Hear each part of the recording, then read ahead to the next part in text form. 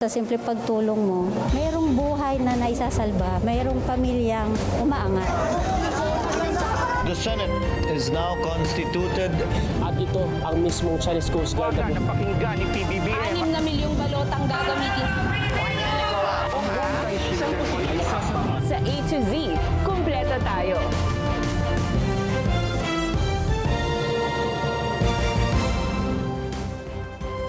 Luzon, Visayas, Mindanao at buong mundo. Ngayon ay Martes, August 4, 2026. Ako si Barbie Mulak at ito ang balitang A to Z. NBI at iba pang mga ahensya iginiit na wala pang impormasyon sa umano'y pagkakaaresto kay Senador Bato de la Rosa. Prosekusyon, tinawag na scam ang paggamit ng Office of the Vice President at Department of Education sa confidential fund sa ilalim ni BP Sara Duterte. The AFP was able to monitor last 31 July and 01 August the conduct of drills by the PLA Navy. Navy ng People's Liberation Army ng China nagsasagawa ng military drill malapit sa Baho de Masinloc ayon sa Armed Forces of the Philippines. 40 milyong halaga ng illegal na paputok mula China nasabat ng customs sa Maynila. At sa palakasan, Alex Ayala gumawa ng kasaysayan bilang unang Pilipinong nagwagi ng tour title sa Women's Tennis Association. Malacanang at Senado nagpaabot ng pagbati.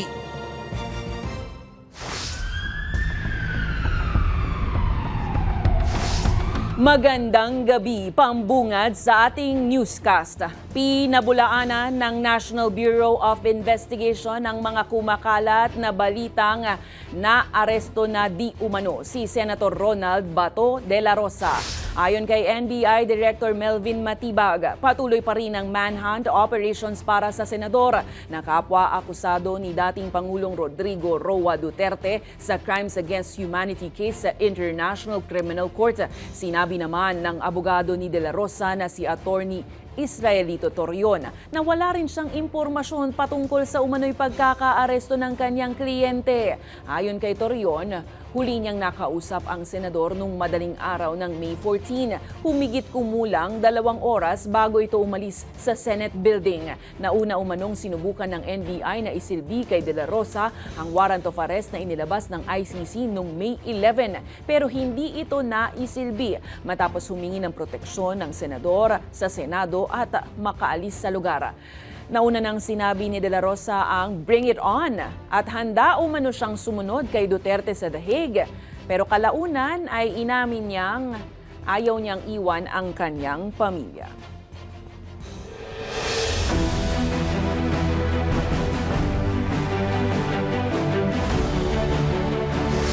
Pinag-aaralan na ng economic team ni Pangulong Ferdinand Bongbong Marcos Jr. ang pagdodoble sa fuel subsidy para sa mga public utility vehicle drivers mula 10 piso para gawing 20 pesos kada litro. Ayon kay Palace Press Officer Claire Castro, isinumite na ng LTFRB sa Malacanang ang rekomendasyon at pinag-uusapan ng mga detalye kasama ang Office of the Executive Secretary. Nauna nang ipinatupad ng pamahalaan ng 10 pisong subsidiya kada litro ng krudo para tulungan ang transport sector sa harap ng pagtaas ng presyo ng langis dahil pa rin sa nagpapatuloy na tensyon sa Middle East. Batay sa LTFRB, mahigit 87,000 PUV na ang nakinabang sa programa mula sa mahigit 143,000 units na nakatala sa kanilang sistema. Wala pa namang pinal na desisyon kung kailan at kung may patutupad nga ang 20 peso fuel subsidy. Sa ngayon ay pinag-uusapan po, nakausap po natin mismo si Secretary Banoy at mayroon po siyang pakikipagpulong sa Office of the Executive Secretary para pag-usapan po ang mga detalye patungkol dito. Hinihimok ng Malacanang ang mga transport group na idaan sa dialogo ang kanilang mga hinaing sa halip na ituloy ang nakatakdang 3 araw na transport strike. Ayon kay Palace Press Officer Undersecretary Claire Castro, hindi malulutas ng pagtitigil pasada ang mga problema at ang mga commuter anya lang ang mas mahihirapan. Git pa ng palasyo, bukas ang pamahalaan sa negosasyon pero para marinig at maunawaan ang mga hinaing ng transport sector. Nauna nang nagbanta ang grupong Manibela ng malawakan transport strike mula August 10 hanggang 12. Layunin nitong diinan ang pamahalaan na aprubahan na ang hiling nila na provisional na dagdag pasahe. Mas maganda na magkaroon ng matahimik, maayos na dialogo. Hindi yung lagi tayo nasa daan dahil hindi po siya ang sagot sa ating mga issue sa ngayon. Sa ibang balita, nasabat ng Bureau of Customs ang tinatayang 40 milyong pisong halaga ng iligal na paputok. Sa tulong yan ng isang timbreng kanilang nakuha. Misdeclared nila ang mga ito at itinago sa ilalim ng ceramic cups. Ang detalye sa balitang A to Z ni Naomi Almojano. 5 buwan pa bago ang bagong taon kung saan pinakaginagamit ang mga firecracker o paputok. Milyones na halaga na ng mga paputok ang nakukulimbat ng mga otoridad na iligal na ipinapasok sa bansa. Ngayong Martes, iprinisinta ng Bureau of Customs ang nasabat na misdeclared o illegal na paputok na nagkakahalagang 40 milyong piso. Makikipagtulungan tayo sa PNP upang ito ay masira kaagad. 2 containers na naglalaman ng finished products ng mga paputok. Tigda 20 milyong piso ang halaga ng bawat container na naglalaman ng iligal na paputok mula pa sa China. Ayon sa Customs, idineklara ang unang container sa Manila International Container Port na naglalaman ng shelves o istante, habang mga ceramic cup naman ang deklarasyong laman ng isa pang container. Ito ay delikado sa ating mga kababayan dahil maaaring ang kalidad nito ay mababa at mapapahamak ang gagamit nito. Ito ay walang regulasyon sinunod.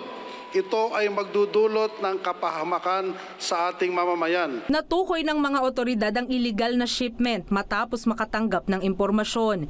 Ipinagbabawal sa ilalim ng Republic Act No. 7183, Implementing Rules and Regulations ang pag-import ng mga finished firecracker at pyrotechnic devices. Ilan sa mga illegal na paputok na nasabat ang Piccolo, Golden Lion at Great Bawang. Makakaasang at kababayan, huhulihin natin ang mga magpapasok nito at kakasuhan kaagad yung mga may-ari at opisyal nitong mga kumpanya na to. Paglilinaw naman ng Customs, sisirain ang mga ito at hindi ibebenta o idodonate sa kung saan o sino man. Para sa Balitang A to Z, Naomi Almojano.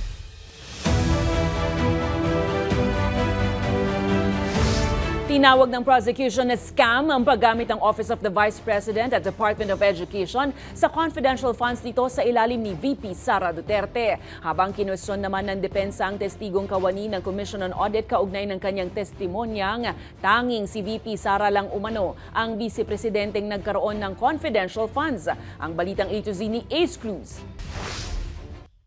Pinabulaanan ng depensa ni Vice President Sara Duterte sa cross-examination sa testigong si COA Team Leader Roderick Camil na si Duterte ang tanging vice-presidente at dating kalihim ng Department of Education na may confidential funds ng tanggapan mula 2014 hanggang 2024. I just wanted to put that on record because marami na rin pong lumalabas sa social media na si Vice President Sara Duterte lang ang Vice President na nagkaroon ng confidential funds. Nakasad sa dokumento ng hawak ng depensa ang liham ni dating Vice President Jejomar Binay na hinihingi ang confidential at intelligence funds ng kanyang tanggapan noong 2014. Based on that document po, Meron. You confirm. Tinanong din ni Atty. Michael Poe ang testigo kung may provision ba sa confidential funds na nagbabawal itong gamitin sa loob lang ng ilang araw. wala din po. Kaya hindi po namin sinama sa findings namin yung 11 days na disbursement. It's just a statement of fact po on the AOM. Una nang napunan ni Wamil na tumagalan ng 11 araw ang paggastos ng OVP sa 125 million peso na confidential funds noong 2022. Bago ito, iprinisinta ng prosecution ang tatlong OVP accomplishment report mula March hanggang October 2023 na 125 million pesos ang halaga ng bawat isa. Naayon sa COA auditor ay may ilang pinanggastos ang hindi pasok sa patakaran ng confidential funds. Kapag hindi po kasama doon, hindi po pwedeng paggabitan ng kanilang confidential fund. Kabilang dito mga biniling gamot at pagkain, pati ang iba pang kapuna-puna ayon sa testigo. Meron din pong line item for the payment of reward for 12 million pesos pero hindi po siya suportado ng any document evidencing. Your Honor. Nag-object ditong depensa dahil findings na nila ang tinutukoy ni Wamil. Kinatigan ng impeachment court ang objection. Tinalakay din ng COA team leader sa direct examination ng prosecution ang confidential funds ng Department of Education. Ang kanilang confidential fund po for each quarter ay 37.5 million pesos. 37.5 million, a fixed amount? Yes, ma'am, per quarter. And were these amounts withdrawn in full? Yes, ma'am. Batay sa testigo, ginamit ng DepEd ang naturang confidential funds sa counter-insurgency programs para pigilan ang recruitment ng NPA sa mga estudyante at mga guro. Pati sa abuse prevention sa mga paaralan, anti-illegal activities operations at anti-extremism programs. Pero hindi nagsumite ang kagawaran ng kaukulang dokumento. Kinastigo ito ng Counsel for Prosecution na si Atty. Lorna Capuna.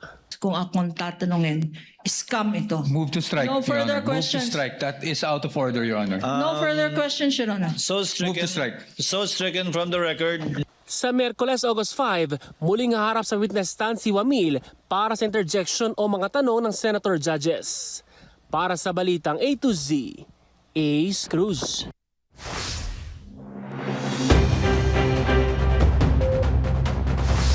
Target ng Department of Agriculture na mapababa sa 47 hanggang 50 pesos kada kilo ang retail price ng lokal na bigas sa paparating na anihan o harvest season. Ayon kay Agri-Secretary Francisco Tiu Laurel Jr., sapat ang imbak ng bigas ng bansa at inaasahang mananatiling stable ang supply hanggang sa katapusan ng taon. Magsisimula ang anihan sa ilang lugar sa Setyembre habang inaasahan ang pinakamaraming ani mula Oktubre hanggang Disyembre.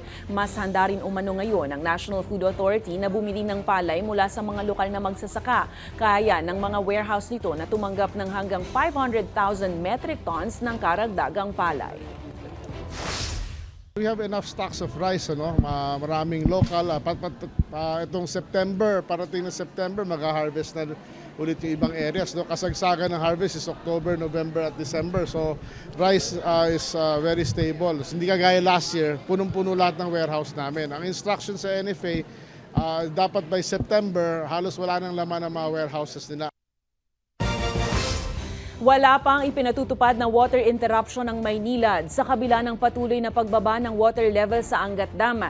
Nasa humigit kumulang 155 meters na lang ang antas ng tubig sa dam nitong Lunes, August 3. Higit na mas mababa sa 160-meter critical level at 180-meter minimum operating level. Pero ayon kay Maynilad President and CEO Ramoncito Fernandez, sapat pa rin ang supply sa West Zone ng Metro Manila dahil nabawasan na ang pag-asa ng kumpanya sa Angat Dam lang. Mula sa 90% ilang taon na ang nakalipas, 83% na lang anya nakadepende ang Maynilad sa naturang dam.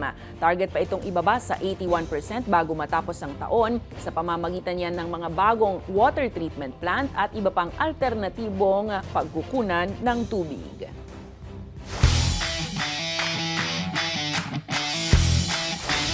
Nagbubunyi ngayon ang buong bansa matapos magwagi ni Philippine tennis sensation Alex Ayala bilang kauna-unahang Pilipinong nagkampiyon sa isang WTA 500 singles tournament at kauna-unahang Pinoy na pumasok sa top 20 ng WTA singles rankings. Yan ay matapos pagharian ng Mubadala DC Open sa Washington DC sa Amerika. Pinuri ni Pangulong Marcos Jr. si Ayala at Anya, bagamat hindi naging madali ang pinagdaanan ni Ayala para manalo, patuloy na binabago ni Ayala ang mga posibilidad para sa Philippine tennis at binibigyang inspirasyon ng mga kabataang Pilipino na mangarap ng walang limitasyon. Tinalo ni Ayala ang Olympic champion na si Zhong Xingwen, defending champion Leila Fernandez, world number 10 Elina Svitolina, four-time Grand Slam champion na si Naomi Osaka at world number 3 Jessica Pegula sa finals. Bago naman ang pagsisimula ng impeachment trial, naglaan ng oras si Presiding Officer Senator Cheese Escudero para ibahagi ang mensahe ng pagkagalak para sa tagumpay ng bansa. Naghain rin si Senator Joel Villanueva ng resolusyon para parangalan si Ayala. Congrats! Susunod, lalaki sugatan matapos sumabog ang isang explosive device sa Maynila. Biktima, sasampahan pa ng kaso. At Navy ng People's Liberation Army ng China nagsasagawa ng military drill malapit sa Bajo de Masinloc. Abangan ang kumpletong ulat sa pagbabalik ng Balitang A to Z.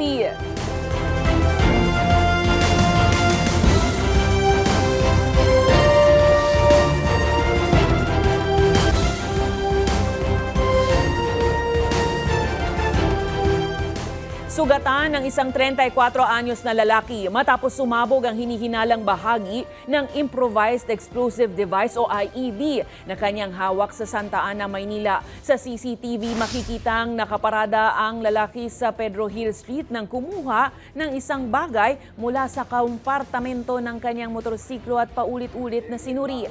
Makalipas ang mahigit 1 minuto, bigla itong sumabog at nagtamo ng mga sugat sa mukha, tiyan at mga daliri ang biktima. Sa paunang investigasyon, napulot umano ng lalaki ang bagay sa basurahan sa labas ng kanilang bahay at inilagay sa motorsiklo. Gayunpaman, itinuturing na ring suspect ang nasugatang lalaki na posibleng sampahan ng kaso sa paglabag sa illegal possession of explosives law.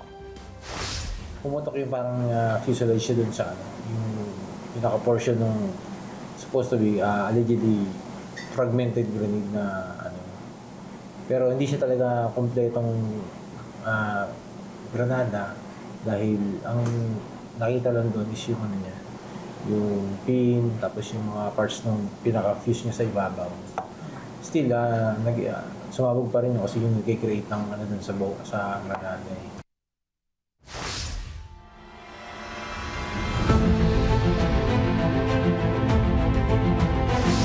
Nagsasagawa ng military drill ang Navy ng People's Liberation Army ng China malapit sa Bajo de Masinloc sa Zambales ayon sa Armed Forces of the Philippines.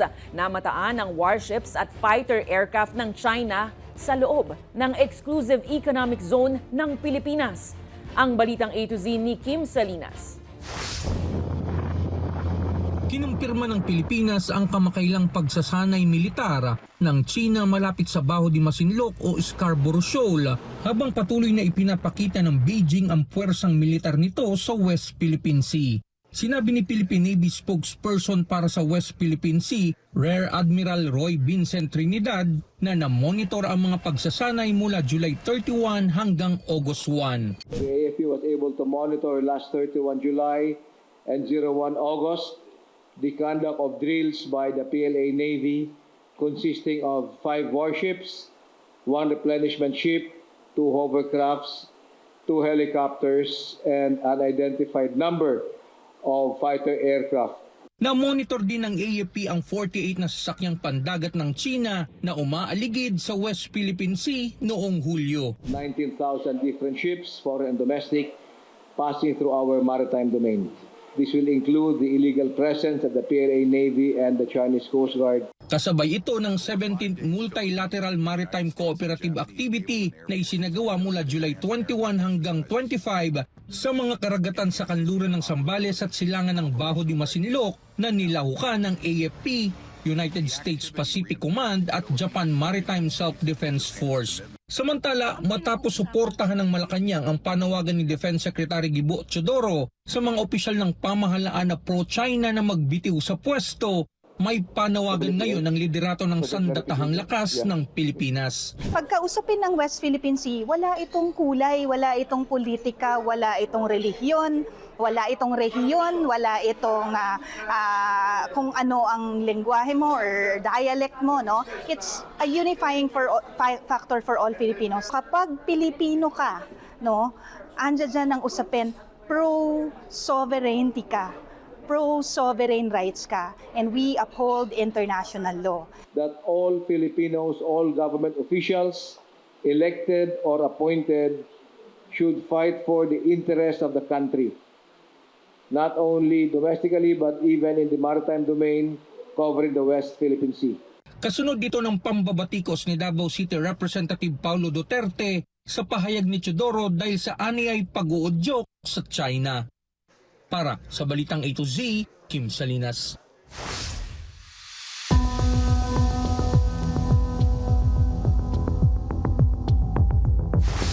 Nanindigan ang mga mahistrado ng Sandigan Bayan 3rd Division sa desisyon nilang payagang makapagpiyansa si dating Senator Ramon Bong Revilla Jr. sa malversation case kaugnay ng umano'y ghost flood control project sa Pandi, Bulacan. Ito'y matapos questionin ng depensa ang pahayag ni Ombudsman Jesus Crispin Remulla na mistulang tinatrabaho umano ang pagkakaloob ng bail kay Revilla. Ayon sa abogado ni Revilla na si Attorney Mon Esguerra, maaaring maapektuhan ng ganitong pahayag ang tiwala ng publiko sa kalayaan at integridad ng korte. Gayunpaman, sinabi ni Associate Justice Ronald Moreno na hindi niya itinuring na pananakot ang komento ng ombudsman.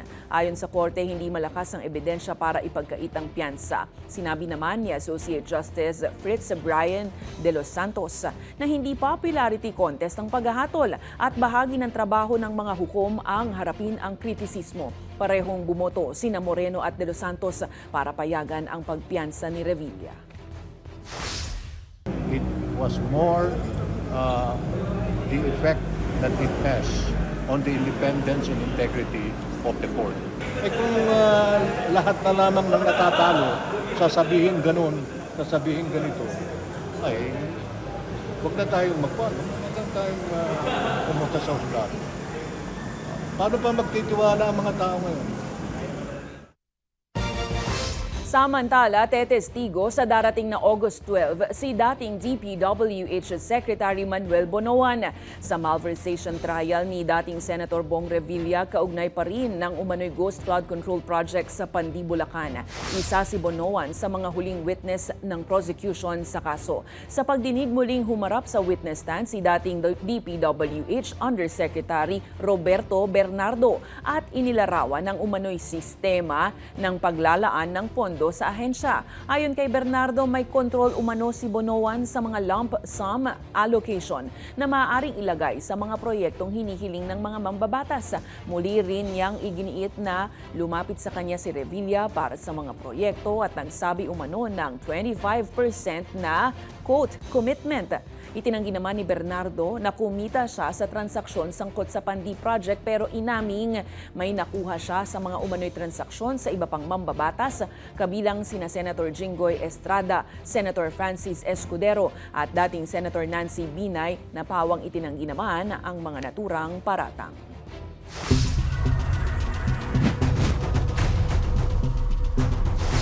Bukas ang Philippine National Police sa isang independent investigation ng Commission on Human Rights patungkol sa mga pag-aresto sa People's State of the Nation Address protest noong July 27. Ito ay matapos akusahan ng ilang human rights group ang mga pulis ng umano'y karahasan, pananakot, arbitrary na arrest at illegal detention. Ayon kay PNP Chief General Jose Melencio Nartates Jr., makatutulong ang CHR probe para matukoy kung may dapat bang baguhin sa police operations o kung may personel na dapat panagutin na. Pero nanindigan si Nartates na legal ang mga pag-aresto at dumaan ang mga nahuli sa tamang prosesong panghukuman. Anya ang piskal o korte ang magpapasya kung may nilabag na batas o karapatan. Matatandaang aabot sa 51 individual ang inaresto dahil sa umano'y paglabag sa mga special law at local ordinance. They were inquested or referred to the proper court. And doon na lang tayo, doon na lang natin titignan if there were violations that were committed. But we're firm with that arrest. Kaya nga, nakapag-inquest tayo, di ba?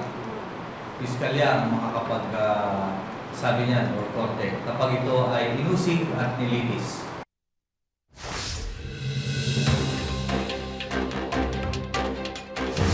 Nasabat ng National Bureau of Investigation at National Meat Inspection Service ang humigit kumulang 1,700 na kilo ng umano'y smuggled na meat products sa isang warehouse sa Parañaque City. Kabilang sa mga nakumpiska ang exotic soft shell na pagong, Peking duck, manok, baboy at iba pang meat products na pinaniniwalaang galing China. Naaresto sa operasyon ang 5 Chinese at Pinoy na kasabwat sa umano'y smuggling operation. Samantala, Nasabat din ng NBI ang tinatayang 2 milyong pisong halaga ng umano'y pekeng food seasoning sa isa namang warehouse sa Malolos, Bulacan. Ayon sa mga otoridad, maaaring peke ang mga ito at hindi dumaan sa tamang quality at food safety standards. Naghahanda ang NBI ng mga kasong trademark infringement at unfair competition laban sa mga sangkot sa umano'y illegal na operasyon.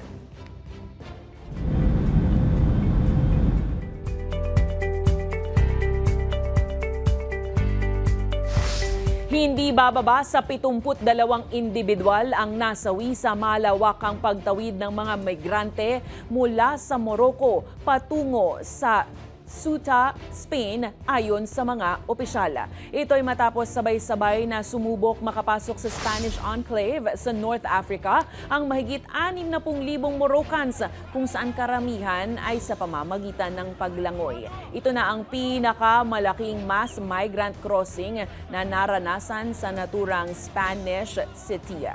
Karamihan sa mga nakatawid, bumalik din sa Morocco sa loob ng 48 oras habang may ilang menor de edad na nananatili sa mga kalsada at abandonadong lugar. Nag-deploy ang Spain ng mga pulis, sundalo, rescue boat at karagdagang floating barrier sa border para pigilan ng panibagong pagdating. Sinisisi ngayon ng Madrid ang mga criminal gang at mga kumalat na usap-usapan sa social media na bukas umano ang border at mas madali umanong makapasok sa Spain. Nananawagan naman si Pope Leo XIV ng kapayapaan, katatagan at hustisya para sa mga apektado.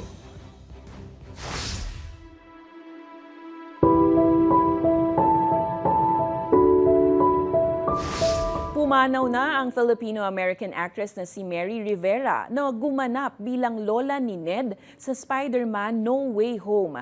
Ayon sa kanyang obituary, pumanaw ang retired church missionary na si Rivera noong April 15 sa Honolulu, Hawaii sa edad na 82. Sinabi naman ng isang kapamilya sa entertainment source na TMZ at Variety na inatake sa stroke ang aktres at kailangang ilagay sa life support. Lubos umanong ipinagmamalaki ni Rivera ang kanyang papel sa Spider-Man kung saan nakasama niya ang Filipino-American actor na si Jacob Batalon. Isinilang si Rivera noong June 2, 1943 sa Iloilo. Sa aming pagbabalik, Champions Glow. Matapos ang victory, Alex Ayala nagdiwang at nag-photoshoot sa harap ng US Capitol. Silipin yan, tutok lang sa Balitang A to Z.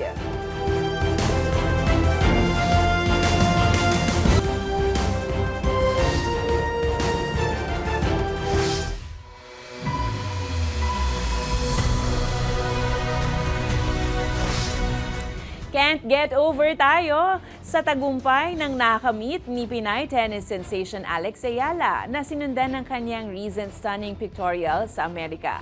Bit-bit ang makasaysayang tropeyo, nagpa-photoshoot si Alex Ayala sa harap ng US Capitol sa Washington, D.C. matapos pagharian ang Mubadala DC Open. Agaw pansin ng Filipina tennis star sa kanyang yellow outfit habang ine-enjoy ang pinakamalaking tagumpay ng kanyang karera so far. Serving first ang caption ng Mubadala DC Open FB page sa mga larawang nagpakita sa kanya bilang bagong kampyon. Umani naman ng papuri ang poses ni Ayala mula sa netizens na nagsabing nagbibigay inspirasyon ang tagumpay ng tennis star sa mga kabataang Pilipinong nangangarap ding makipagsabayan sa world stage. Mula sa tennis court hanggang sa mga landmark ng Washington, patuloy na itinataas ni Ayala ang bandila ng Pilipinas. Kaya muli, congratulations Alex at mabuhay ka. Kung kayo ay may kwentong kakaiba, mga kwento ng pag-ibig o storya ng inspirasyon at pag-asa, maaari itong ibahagi. Sumali sa ating Facebook group na Balitang A to Z. Panoorin ang replay ng ating programa at sundan ang ating social media pages. Hanapin ang Balitang A to Z. Ang ating pabaong quote of the night ngayong Martes ay mula sa Pinay tennis sensation herself na si Alexandra Ayala. Ang sabi niya, ang bawat laban ay pagkakataon para matuto at mas paghusayan pa ang sarili. At yan ang mga balita at impormasyon, mga kwentong may dalang inspirasyon na tinutukan ng Balitang A to Z. Ako si Barbie Mulak. Maging maalam, makialam. Magandang gabi sa'yo, Pilipinas.